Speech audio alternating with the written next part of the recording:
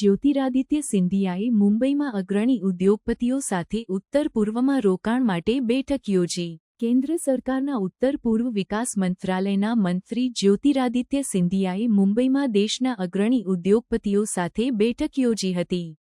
આ બેઠકમાં રિલાયન્સ ઇન્ડસ્ટ્રીઝના અધ્યક્ષ મુકેશ અંબાણી, આદિત્ય બિરલા ગ્રુપના અધ્યક્ષ કુમાર મંગલમ બિરલા અને ટાટા સન્સના અધ્યક્ષ એન ચંદ્રશેખરન સહિતના ઉદ્યોગપતિઓએ હાજરી આપી હતી.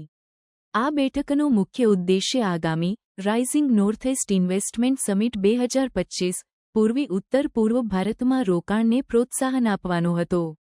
મંત્રીએ ઉદ્યોગપતિઓને ઉત્તર પૂર્વના 8 રાજ્યોમાં ઉપલબ્ધ રોકાણની તકો વિશે માહિતી આપી, જેમાં કૃષિ આધારિત ઉદ્યોગો, કાપડ અને હસ્તકલા અને પર્યટન જેવા ક્ષેત્રોનો સમાવેશ થાય છે. તેમણે જણાવ્યું કે સરકારનો ઉદ્દેશ્ય ઉત્તર પૂર્વને ભારતના નવા વિકાસ એન્જિન તરીકે વિકસિત કરવાનો છે. તેમણે જાહેર ખાનગી ભાગીદારી મોડલના મહત્વને પણ રેખાંકિત કર્યું.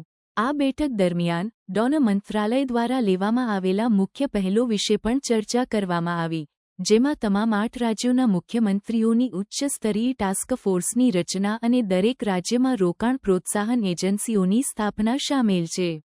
આ આઈપીએ ખાનગી રોકાણકારો અને રાજ્ય સરકારો વચ્ચે સંકલન સુનિશ્ચિત કરશે. રાઇઝિંગ નોર્થઇસ્ટ ઇન્વેસ્ટમેન્ટ સમિટ 2025 23-24 મે 2025ના રોજ નવી દિલ્હીના ભારત મંડપમ ખાતે યોજાશે.